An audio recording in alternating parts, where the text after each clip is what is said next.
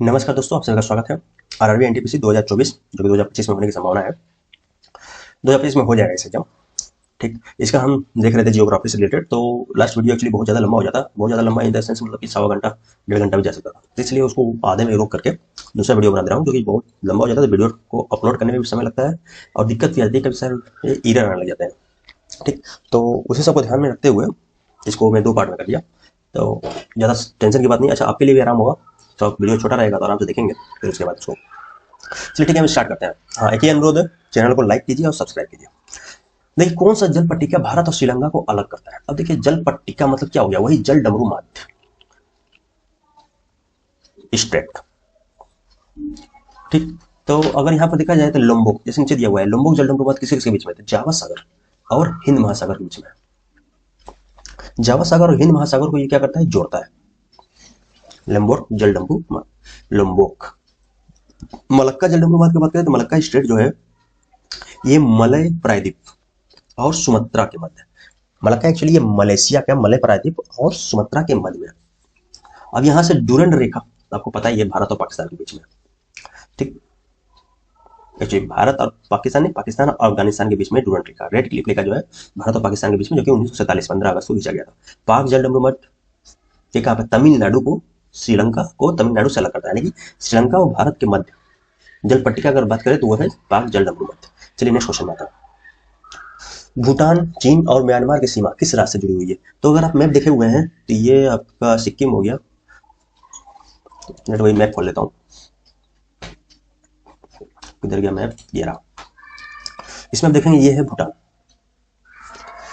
ठीक, भूटान हो गया, इधर हो गया चाइना और इधर हो जाएगा म्यांमार लिखा हुआ है, जिसका नाम, पुराना नाम क्या था, बर्मा था। इसको 1937 में चेंज किया गया था इसका नाम। ठीक, तो यहाँ से जब देखेंगे तो इन तीनों से, यानी कि भूटान को भी टच कर रहा है, उसके बाद चाइना को भी टच कर रहा है, म्यांमार को। तो कौन सा राज्य भारत का, ये है अरुणाचल प्रदेश। देखिए, अरुणाचल प्रदेश का एक्चुअली चाइना कहता है कि ये मेरा है, लेकिन अभी हाल ही में लास्ट ईयर या 2022 या 2023 में अमेरिका में इसको भारत का अभिन्न अंग माना है। ठीक, तो यहाँ से आपका ये हो गया। बाकी इधर से और कौन सा चीजें हैं जो आपसे पूछा जा सकता है, सभी चीजें बताया जा चुका है इसमें, कुछ ऐसा बचा नहीं। बाकी जो भी है अभी हिल वगैरह वो सब फिजिकल जियोग्राफी में किया जाएगा। ये भी हो गया, ये क्वेश्चन हो गया। तो इसमें कौन सा हो जाएगा आपका, अरुणाचल प्रदेश। ठीक, अरुणाचल प्रदेश का कैपिटल क्या है, चलिए बताइए कमेंट करके। भारतीय राज्य एवं केंद्र शासित प्रदेश कितनी समुद्री तट से संबद्ध है। अब देखिए, भारतीय राज्य तो आपको तो पता है, ये हम कई बार बता चुके, कहते 9 राज्य। 9 राज्य का लिस्ट भी आपको बता के दिखाया गया था, तो अब ये दोबारा मैं नहीं करूंगा। पिछला वीडियो देखिए, आपको क्लियर हो जाएगा। लेकिन यहाँ यूनियन टेरिटरी का उसमें नहीं बताया गया था। तो यूनियन टेरिटरी अगर हम बात करें तो अभी प्रेजेंट में यूनियन टेरिटरी 4 है, जो कि कोस्टल में, मतलब कि समुद्री तट से संबद्ध है। कौन कौन सा, एक तो आप ले लीजिए, कौन सा, देखिए अंडमान एंड निकोबार, जो कि सबसे बड़ा है, सबसे ज्यादा कोस्टल एरिया इसी का है पूरे इंडिया में। उसके बाद फिर आप इधर लीजिए तो लक्षद्वीप हो गया, KSH लक्षद्वीप, DWEP होता है, राइट।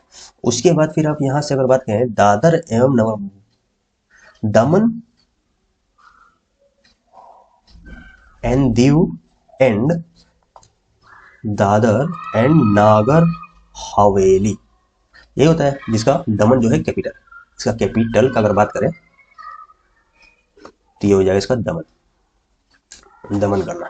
ठीक, एक ही हो गया। और चौथा का बात करें तो वो है पौंडीचेरी। कुछ पुंडीचेरी कहीं लिखा था, कहीं पौंडीचेरी लिखा था, तो हमको उसमें ध्यान रखना है, हमको ये ध्यान रखना है पौंडीचेरी भी एक है। जितना एनटीपीसी की जरूरत है उतना में ध्यान दिया।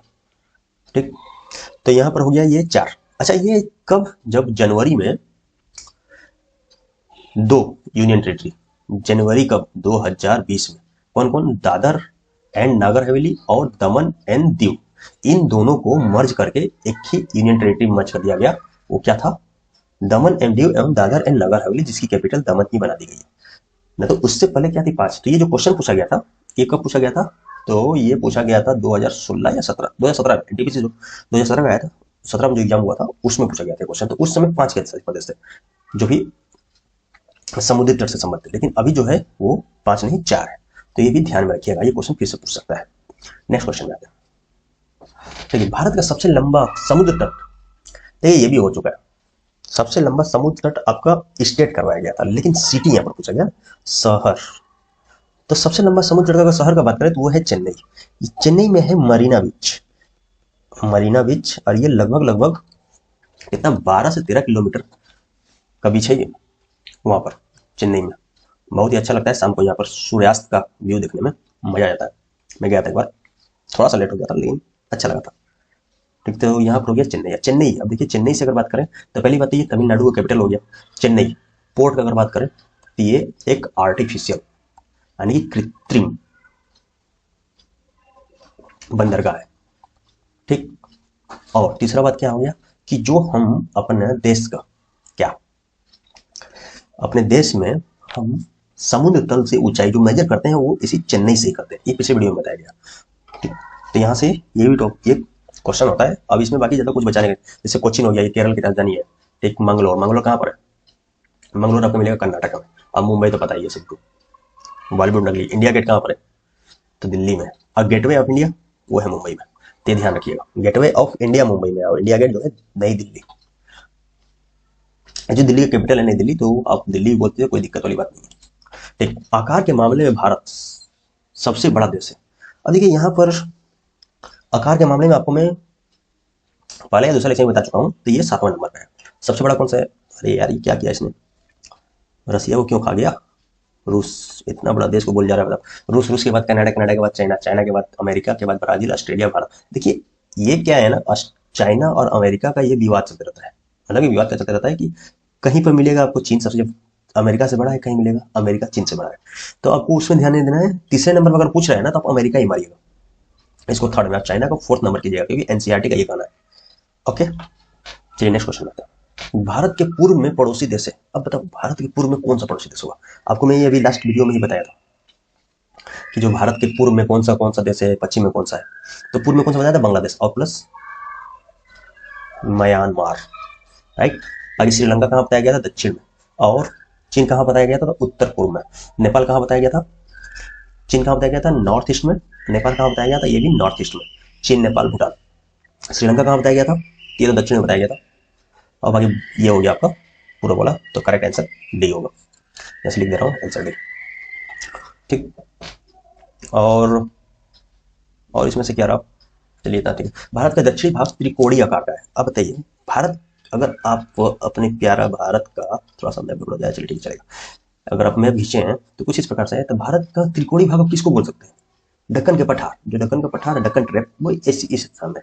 तो ये आपका त्रिकोणी जो है, ये पूरा प्रायद्वीप जो है ना, ये पूरे के पूरे त्रिकोणी अवस्था में है, त्रिकोणी आकार में, मतलब इसका क्या है? ट्रायंगुलर शेप है। ठीक, तो यहाँ से अगर आपको हम बोले तो पहली बात तो इसका हो गया प्रायद्वीपीय द्वीप। अब अच्छा रेगिस्तान कहाँ होता है? रेगिस्तान किसको बोलते हैं? पहली बात तो क्या है? बंजर। लोग बोल देते हैं कि बंजर है, या उर्वरता नहीं है, अउर्वर है। ठीक, या और भी सारे रेत यहाँ पर होता है। लेकिन सबसे मेन पॉइंट क्या है इसमें कि यहाँ पर 25 सेंटीमीटर से कम वर्षा होती है, लेस देन 25 सेंटीमीटर है, होने के कारण इसको हम रेगिस्तान बोलते हैं। ठीक, एक्चुअली क्या होता है, पानी कम होता है तो जमीन में नमी नहीं रहेगी। पहले जो ये रेगिस्तान एरिया, जैसे थार डिजर्ट बोलते हैं आज के डेट में, राजस्थान का है, पहले बहुत हरा भरा था। अच्छा नहीं, आज से बहुत समय पहले। अब कितना समय पहले ये तो यार गणना करना मुश्किल है, लेकिन हाँ बहुत समय। अब जैसे आप देखिए उस साइड कालीबंगा, इस सब का रीजन में आप देखेंगे कि हड़प्पा, कालीबंगा, राजस्थान, ये सब जो वहीं पर पाया जाता है ना, उस समय ये हरा भरा था। बाद में ये सब जो है लैंड का वहां पर वनों का कटाई उटाई हुआ उधर, मतलब कि अब जान जाइए जैसे मगध उगध के टाइम में देख लीजिए, उसमें पूरा जंगल था उधर।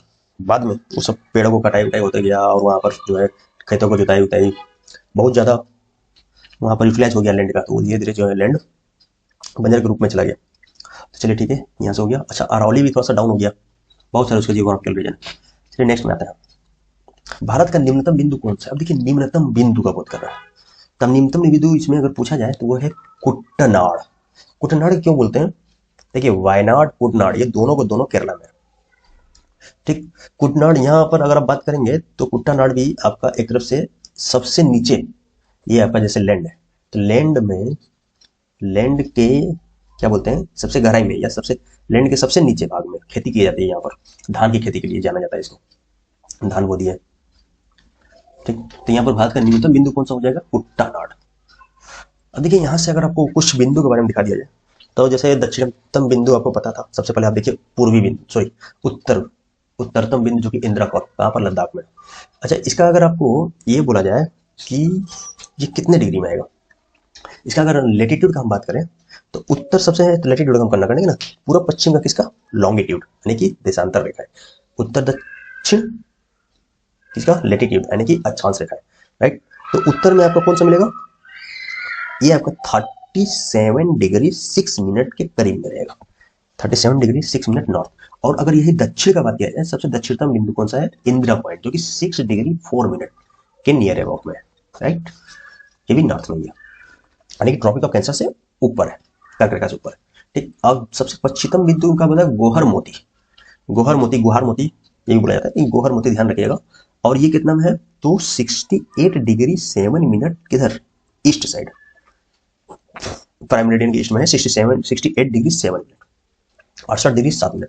और इधर पूर्वी बिंदु की बात किया जाए तो कीवीतु, जो कीवीतु अरुणाचल प्रदेश में कितने में, तो 97 डिग्री 25 मिनट, ये भी ईस्ट लॉन्गिट्यूड में, ईस्टर्न हेमिस्फीयर में आ जाएगा 97 डिग्री 25 मिनट। बाकी निम्नतम बिंदु अभी आप देख लिए कुटनाड़ केरल में, राइट। चलिए नेक्स्ट क्वेश्चन में आता है, तो ये भी पॉइंट बहुत इंपॉर्टेंट है, ये सब पॉइंट से भी बहुत क्वेश्चन पूछा गया।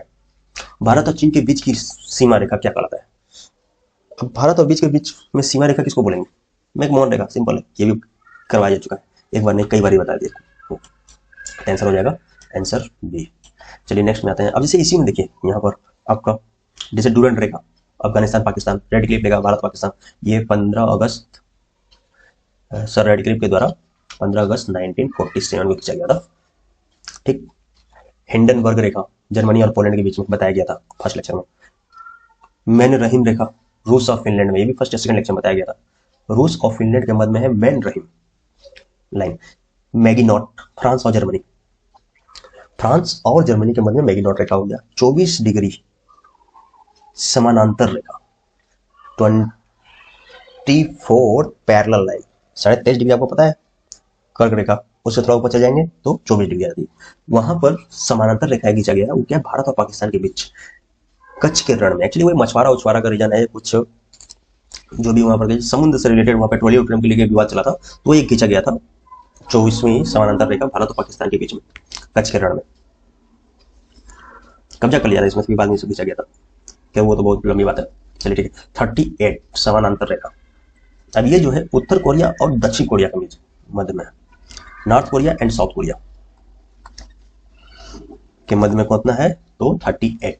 और बाकी अभी जब हम वर्ल्ड ज्योग्राफी पढ़ाएंगे तो बहुत सारे आपको रेखाओं के बारे में बताएंगे, उससे क्वेश्चन अच्छा खासा आता है। फिलहाल ये मेन है, अगर ये भी कर लेंगे तो आपका काम बन जाएगा। नेक्स्ट IST भारतीय स्टैंडर्ड समय पाकिस्तान स्टैंडर्ड समय से कितने मिनट आगे। देखिए पाकिस्तान का स्टैंडर्ड समय जो होता है +5 आवर, ठीक। और इंडिया का जो होता है ये हो गया पाकिस्तान, और इंडिया का बात करें तो ये है थोड़ा सा उससे आगे है, यानी कि 5 घंटा 30 मिनट। तो कितना हो गया ज्यादा, 30 मिनट, 30 मिनट आप बोल सकते हैं ना, 30 मिनट जो है ये आ गया। तो भारतीय स्टैंडर्ड समय पाकिस्तान स्टैंडर्ड समय से कितना आगे है, 30 मिनट। और 30 मिनट में अगर आपको बताया जाए तो कितने डिग्री हो जाएगा अंतर। अब आपसे यही पूछा जाए कितना कि कितने डिग्री का अंतर पड़ेगा, तो आपको बताया गया था क्या 360 डिग्री जो है 24 आवर इक्वल है, राइट, ठीक है। और तो यहां से अगर आप 1 आवर का निकालें तो कितना बनता है, 1 आवर का निकाल गया था 15 मिनट, 1 आवर का 15 मिनट निकाला गया था, 1 डिग्री 4 मिनट के बराबर होता है, 1 घंटा 15 मिनट। तो 30 मिनट का यानी कि यहाँ से 1 डिग्री की अगर बात करें जाए तो 1 डिग्री हो जाएगा आपका 4 मिनट। तो यहाँ पर कितना बोल रहा है, सॉरी 30 मिनट की बात कर रहे हैं ना, 1 घंटा, अब यहाँ पर मिनट से करते हैं। तो यानी कि 1 मिनट यानी कि 60 minute is equal to 15 degree. तो 1 minute is equal to 15 divide by 4 degree, यही होगा 15 चौके 60, 15 डिग्री डिवाइड बाई 4 ये आएगा। अब ये क्या है 1 मिनट, तो आपको कितना चाहिए, पहले 1 मिनट का कर लीजिए। तो 15 डिवाइड बाई 60 होगा, यानी कि 1/4 आ गया ये 1 मिनट। इसमें आपको कितना 30 मिनट का मल्टीप्लाई कर दीजिए, तो कितना बनता है ये 30 मिनट है ये, तो ये बन जाएगा लगभग 7.5, 7 दूनी के 14, 1 15 दूनी के 30, राइट, 7.5 डिग्री।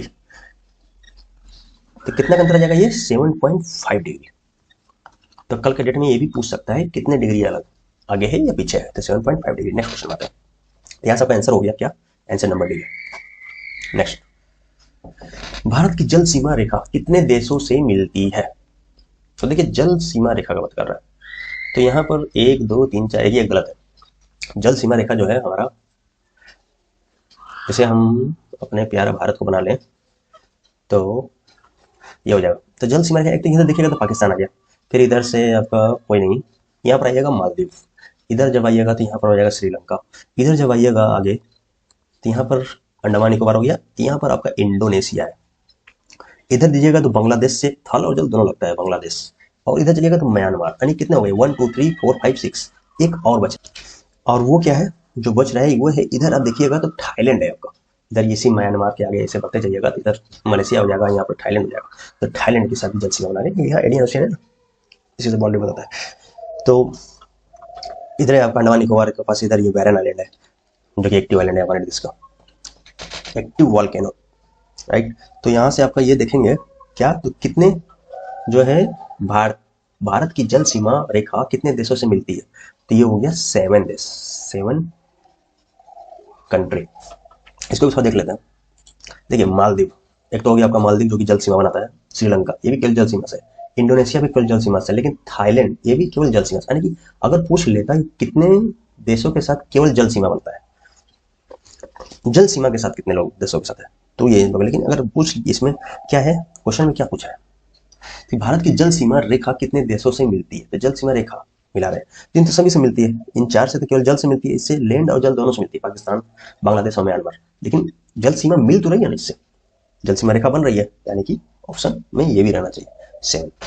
तो इसको ध्यान कर लीजिएगा, ये पूछ सकता है कि किससे नहीं मिलती है, ये भी पूछ लेगा, किससे केवल जल सीमा मिलती है थल सीमा नहीं मिलती, जिससे जल थल दोनों मिलती है, ठीक। तो जल थल दोनों मिलती है वो 3 से, पाकिस्तान बांग्लादेश म्यांमार। देखिए इसमें मोस्टली आप जब क्वेश्चन कीजिएगा तो पाकिस्तान आप मार दीजिएगा, बांग्लादेश मार दीजिएगा, बांग्लादेश में थोड़ा सा को डाउट होगा, पाकिस्तान में थोड़ा सा डाउट होगा, म्यांमार में डाउट नहीं होगा, ठीक। क्योंकि म्यांमार का कुछ है जो भी आइलैंड वगैरह नीचे आ गया है अंडमान निकोबार के बाद, राइट। उसके बाद थी मालदीव, मालदीव से तो आपको जल सीमा पूरा याद रहेगा, लक्षद्वीप के नीचे 8 डिग्री से अलग हो रहा है, ठीक। श्रीलंका, श्रीलंका भी नीचे है, ये भी मान लीजिएगा। इंडोनेशिया में थोड़ा सा डाउट होगा, इंडोनेशिया है कि नहीं है, इंडोनेशिया है, जल सीमा के साथ इंडिया के साथ करता है, ठीक, जल सीमा के साथ इंडिया में। और थाईलैंड, इसी में इंडिया को डाउट होगा, ठीक। तो थाईलैंड भी जल सीमा है, रेखा मिलती है। चलिए ठीक है, नेक्स्ट क्वेश्चन आते हैं। निम्न में से किस भारतीय राज्य की सीमा अंतरराष्ट्रीय सीमाओं को स्पर्श नहीं करती। अब देखिए भारत को आपने देखा है, देखिए मैप बहुत जरूरी है देखने के लिए, मैप से मतलब जानिए यही भारत सीमा नहीं टच करती, इसके साथ किसकी सीमा टच करती है, कौन सी सीमा क्या है, इतनी सारी सीमाएं, मतलब जान जाओ सीमा कितनी सारी इंपॉर्टेंट हो गया है, हो गया है, हो गई है, जो भी बोलिए, एक्चुअली यहाँ पर नहीं करती, तो भावनाओं को समझिए। चलिए फिलहाल आते हैं सीमा टच नहीं कर रही है, तो इससे बहुत क्वेश्चन पूछा गया, तो मैं सब छाट छाट के लाया हूँ वो सब क्वेश्चन जो रिपीटेड नहीं है या जिसमें थोड़ा सा सोचने की जरूरत है। जैसे पश्चिम बंगाल के साथ तो हम कर ही रहे हैं, हिमाचल प्रदेश के साथ भी कर रहा है, हरियाणा के साथ कर रहा है, हरियाणा साथ कर रहा है नहीं कर रहा है, पंजाब के साथ नहीं कर रहा है, यानी कि इसका आंसर जो है हरियाणा है।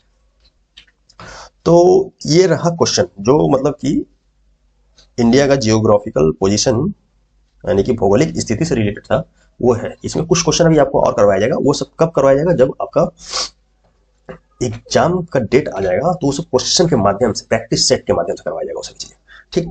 तो उसके बारे में आपको ज्यादा नहीं सोचना है। हाँ अभी कुछ चीजें हमारे और भी बचे हुए हैं जो कि जहां से क्वेश्चन पूछे जाते हैं। अब ये सब चीजें जैसे रेडियस सिंधु जल समझौता हुआ था, कब जो हुआ था, वर्ल्ड बैंक में 1960 में पाकिस्तान ने क्लेम किया, तो कब हुआ 1960। यहां से सिंपली आपको आंसर क्या करना है 1960। एक सेकंड क्या हो गया इसको, तो पाकिस्तान ने क्लेम किया, एक्चुअली जब चिनाब रवि ब्यास सतलज इस समय क्या हो रहा है, तो बांध बनाया जा रहा था, इंडिया आजाद हुआ तो अपना जो भी, जैसे देखिए यहाँ पर तो ये इंडस आ रहा है इधर से, ठीक, इंडस आ गया, इंडस, इंडस के नीचे क्या है झेलम, अच्छा इसका सीक्वेंस भी पूछ लेता है, तो इंडस, इंडस के नीचे झेलम, झेलम के नीचे चेनाब, चेनाब के बाद रवि ब्यास सतलुज। अच्छा इसके बीच के दोआब रीजन भी पूछ लेते हैं, कौन कौन से दोआब रीजन है, यहाँ तक यूपीएससी बीपीएससी यूपीपीसीएस सब पूछ लेता है, तो ये सब जानना जरूरी है। अब देखिए इंडस जो है वो मानसरोवर लेक, मानसरोवर में राकेश लेक जैसे ही है ना, सब रिवर में देखेंगे, वहां से पूर्ववर्ती रिवर है ये, खैर उसको बारे में अभी नहीं देख रहे हैं, हम ये देख रहे हैं इंडस का। तो इसमें हुआ था इंडिया और पाकिस्तान के मध्य में, यहाँ पर एक झेलम, चेनाब, रवि, ब्यास, सतलज, इसमें क्या है ना, बांध वगैरह कराया जाता है अपना, क्या है, जल विद्युत परियोजना सेटअप किए जा रहे थे। उसी के रिगार्डिंग पाकिस्तान ने क्लेम कर दिया कि भाई यहाँ पर बांध बना दिया तो हमको पानी नहीं मिल रहा है। क्लेम हुआ, वहां पर क्या है, लगभग 1 मीटर हाइट कम कर दिया गया, 1.2 मीटर को जैसे। तो बात, मुद्दा ये नहीं है कितना हुआ क्या हुआ, मुद्दा ये है कि समझौता कब हुआ। आपके एग्जाम में ये पूछा जाएगा कि सिंधु प्रणाली, सिंधु जल समझौता कहाँ पर क्लेम किया गया था। तो कहाँ किया गया था, वर्ल्ड बैंक में, वर्ल्ड बैंक में किया गया था। और कब किया गया था, तो ये सितंबर 1940 में, इसमें सॉरी सितंबर 1960 1960 में इसका जो भी निर्णय दिया था वर्ल्ड बैंक ने तो इसमें क्या किया गया, नदियों को डिवाइड कर दिया भारत और पाकिस्तान के बीच में। तो भारत को पूर्वी रिवर दे दिया। पूर्वी रिवर मतलब क्या हुआ कि जो इधर नीचे से तीन है, कौन कौन, सतलज, ब्यास और रवि, ये तीनों में भारत अपना, मतलब भारत का अस्तित्व रहेगा। इसमें भारत जो है लगभग 80% वाटर यूज करेगा, 80% नियर अबाउट है, और बाकी जो है पाकिस्तान को देगा। लेकिन इसके ऊपर जो भी था चैन, ये क्या बोलते हैं, इंडस, झेलम, चेनाब, ये 3 रिवर, इन 3 रिवरों को, इधर देखिएगा ये रिवर को, 3 रिवरों को ये जो है पाकिस्तान को सौंप दिया गया। यानी कि जो भी पश्चिमी रिवर है, ये इंडस, झेलम, चेनाब, तो यहीं पर देखिए आप, झेलम, चेनाब और Sindhu run of the river project बना सकता है, इसमें पाकिस्तान बना सकता है। ठीक, सॉरी इंडिया, तो इसमें ये भी पूछ लेता है कि, तो इंडिया हो गया कौन सा, रवि, ब्यास, सतलुज, और पाकिस्तान को मिल गया 3। अच्छा, पाकिस्तान जो, भारत जो है पश्चिमी नदियों यानी कि झेलम, चेनाब, रवि पर जल विद्युत परियोजनाएं यानी कि run of the river project बना सकता है, हाइड्रो इलेक्ट्रिक प्रोजेक्ट अपना यहाँ पर स्टेब्लिश कर सकता है, लेकिन उसके लिए टर्म एंड कंडीशन दिया गया।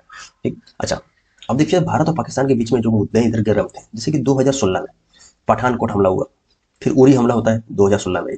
ठीक, उसके बाद फिर 2016 में भारत के द्वारा पाकिस्तान पर स्थलीय मार्ग द्वारा सर्जिकल स्ट्राइक 2016 में हुआ था ना, 18 सितंबर को किया गया था, उरी हमला हुआ था, तो उसके बाद सर्जिकल स्ट्राइक करवाया गया था 2016 में। फिर 2019 के वैलेंटाइन डे पुलवामा हमला हो गया, और उसके बाद इलेक्शन हो गया। उसके बाद 26, मतलब कि पुलवामा हमला के बाद क्या हुआ, 26 जनवरी को भारत द्वारा पाकिस्तान पर हवाई मार्ग द्वारा बालाकोट स्ट्राइक किया गया। तो 2 स्ट्राइक हो चुके हैं, एक तो सर्जिकल स्ट्राइक, एक बालाकोट स्ट्राइक, एक 2016 में, एक 2019 में। तो यहाँ से ये होता है। अब आगे देखते हैं इसमें, जैसे भारत द्वारा सिंधु नदी तंत्र पर बनाई गई परियोजनाएं। अब सिंधु रिवर में सब, सिंधु नदी तंत्र, एक्चुअली सिंधु नदी तंत्र इसको क्यों बोलते हैं, क्योंकि इंडस आ रहा है, दूसरी नदियां भी आ रही है। देखिए इंडस का जो नॉर्थ में सियोक आकर मिलता है, और बाकी सभी जो है साउथ से आकर मिलती है, इंडस के साउथ से, मतलब कि इंसर्ट के बाएं हाथ की है, एक ही जो है दाहिनी, राइट हैंड ट्रिब्यूटरी जो है सियोक रिवर है, बाकी सब left side, left hand tributary है ये सब। तो अब जैसे झेलम, इंडस आया, इंडस से झेलम, झेलम आकर चेनाब में मिला, चेनाब फिर सतलज आया, वो भी चेनाब में मिला, ब्यास आके सतलज में मिला, सतलज के थ्रू वो चेनाब में आके मिला। यानी कि अगर ये पूछ ले कि इंडस में फाइनली कौन सा रिवर जो है कि मिलता है, तो वो है चेनाब नदी। ठीक, पहली बात तो ये, इंडस के इधर ये इंडस वैली सिविलाइजेशन मिलता है, और रवि के नीचे यहाँ पर हड़प्पा सिविलाइजेशन है, रवि के किनारे राजस्थान में। ठीक, अब चलिए इसमें जो हम मेनली जिस लिए इसको हम सब ये लेकर गए हैं वो हमारा देख लीजिए। तो जैसे झेलम नदी में कौन कौन सा बांध बन परियोजनाएं चली, जैसे तुलुगुल परियोजना, वह उरी परियोजना, ये कहाँ पर है, तो झेलम नदी पर है। ये पूछता है, कई बार पूछा जा चुका है, तुलुगुल परियोजना किस नदी पर, झेलम नदी पर, कहाँ पर, जम्मू एंड कश्मीर।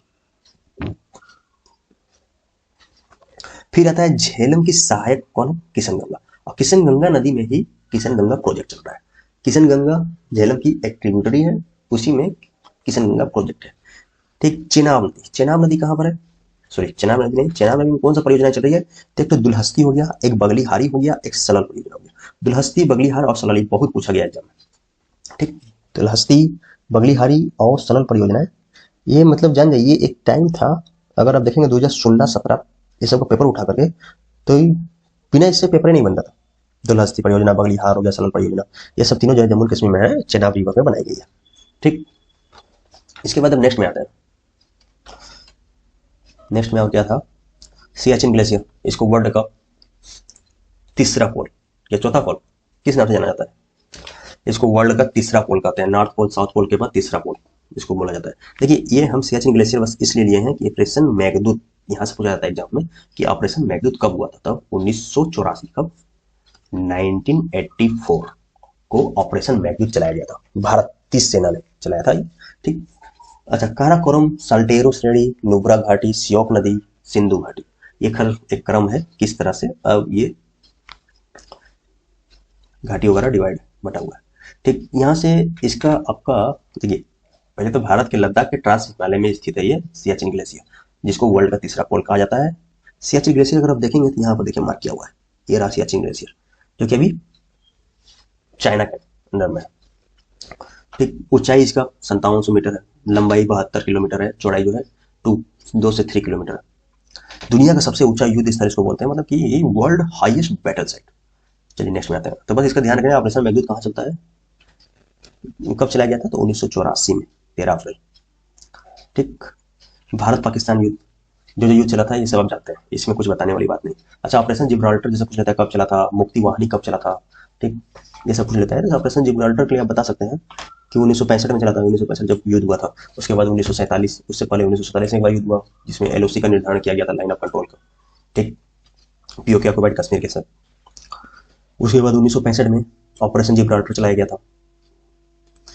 इसी में जो है ना, मतलब क्या बोलते हैं, द्वितीय विश्व युद्ध के बाद दुनिया का सबसे बड़ा टैंक युद्ध माना जाता है इसको।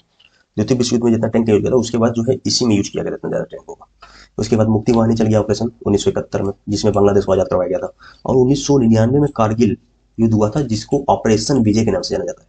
तो ऑपरेशन विजय इसमें चलाया गया था। तो यहाँ से आपने देखा कि अगर पूछ लिया जाए LOC का निर्धारण कब हुआ था, तो 1947 में।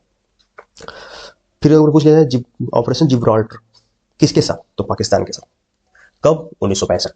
फिर पूछता है मुक्ति वाहिनी कब चला गया था, 1971 में।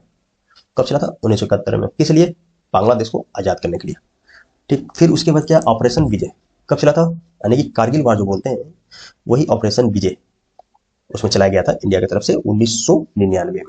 ठीक, ये भी यहाँ से टॉपिक कंप्लीट होता है। अब देखिए, क्रिक रेखा, सरक्रिक और क्रिक, महासागर का स्थल में घुसा हुआ संकीर्ण जलीय भाग। देखिए, महासागर का स्थल में घुसा हुआ। अब जैसे कि अगर यहाँ देखेंगे, हमारा ये कोई महासागर लैंड बॉडी, ये ऐसे ऐसे यहाँ पर जो है वाटर घुस गया। ठीक, तो ये जैसे इधर देखिए, ये सब संकीर्ण भाग है, वाटर घुस गया, इसी को बोलते हैं क्रिक, यानी कि narrow piece of water where the sea flow into the land. ठीक, और सर्किक रेखा जो है 96 किलोमीटर स्क्वायर पे खींचा गया है। ये देखिएगा, इंडिया का रन ऑफ कच्छ और पाकिस्तान, ये पीछे दिखाई देना सर्किक लाइन जो बताया गया था क्वेश्चन के मदद से, ये सर्किक लाइन है जो 1947-48 में किसने खींचा गया था, 15 अगस्त 1947 को। अच्छा, ये मुद्दा किस लिए था, तो मछली उत्पादन, नमक, पेट्रोलियम एंड मछुआरों का विवाद के कारण ये सब हुआ था। ठीक, तो सर्किक किसके किसके बीच में है, तो भारत और पाकिस्तान के बीच में। सर्किक नामक एक थे अंग्रेज, उन्हीं के नाम पे रख दिया गया नाम। कुछ भी है यार, रख दो, क्या पता है, भारत पाकिस्तान सीमा, ये तो हो गया ना। रेड क्लिफ रेखा कब खींचा गया, 1947, सॉरी 17 अगस्त रेड क्लिफ खींचा गया था। 15 अगस्त मैंने बोल दिया, 17 अगस्त पर। एक्चुअली 15 अगस्त 17 अगस्त, ये 15 या 17 अगस्त का तो कोई है, इसको थोड़ा सा चेक कर लीजिएगा। एक्चुअली मोस्टली 15 अगस्त ही होगा। सिरिल रैडक्लिफ के द्वारा दिया गया था। लाइन ऑफ कंट्रोल तो पता है 1972 को खींचा गया था। सीना समझौते के माध्यम से भारत और पाकिस्तान के युद्ध विराम रेखा है line of control, Bharat Pakistan 1972 में खींचा गया। ठीक, पाक अधिकृत कश्मीर, भारत पाकिस्तान युद्ध सर्किट, ये सब चीजें इसका उतना इंपॉर्टेंट नहीं है। कैलाश मानसरोवर दिखा दिया गया था कैसे कैसे। देखिए, सिक्किम के थ्रू अगर जाना है तो नथुला दर्रा, ठीक, और अगर उत्तराखंड के थ्रू जाना है तो लिपुर एक दर्रा से होकर आप जाइएगा। चलिए, इतना तो हो गया आज के लिए, इतना ही करते हैं। बाकी नेक्स्ट वीडियो आपको जियोग्राफी का। अच्छा, आप लोग थोड़ा कमेंट करके बताइए कि क्या आपको करंट अफेयर अभी दें या बाद में दें, क्योंकि करंट अफेयर बहुत बड़ी मुद्दा है। वो बिना करंट अफेयर का सिलेक्शन नहीं होने वाला, ये भी बात जान जाइए। करंट अफेयर से अकेले 10 से 15 क्वेश्चन उठा लेता है, तो मतलब समझ जाइए कि उसका कितना इंपॉर्टेंस है। 40 क्वेश्चन, 10 क्वेश्चन यानी 25%, 15 क्वेश्चन यानी कि उसी से निकाल लीजिए, कैलकुलेशन परसेंटेज करवाया है मैंने। ठीक, चलिए ठीक है, आज के लिए इतना ही करते हैं। आप लोगों से एक ही वही अनुरोध है, प्लीज लाइक एंड सब्सक्राइब और यूट्यूब चैनल, ठीक, यूट्यूब चैनल को लाइक कर लीजिए, सब्सक्राइब कर लीजिए और शेयर कर दीजिए। थोड़ा सा मेरा भी व्यू आया, थोड़ा सब्सक्राइब आएगा तो मुझे भी थोड़ा अच्छा लगेगा। और मैं भी बहुत मतलब मन से फिर वीडियो बनाऊंगा। अभी मन से ही बना रहा हूँ, ऐसा नहीं है कि अभी मन से नहीं बना रहा हूँ, लेकिन आपको भी अच्छा और ज़्यादा कंटेंट में दूंगा। Okay, thank you. हाँ, एक बात और, जैसे खैर छोड़िए, हटाइए, कोई फायदा नहीं है, ऐसे आप लोग सब्सक्राइब करेंगे नहीं, हमको पता है। चलिए, आज के लिए इतना ही, थैंक यू।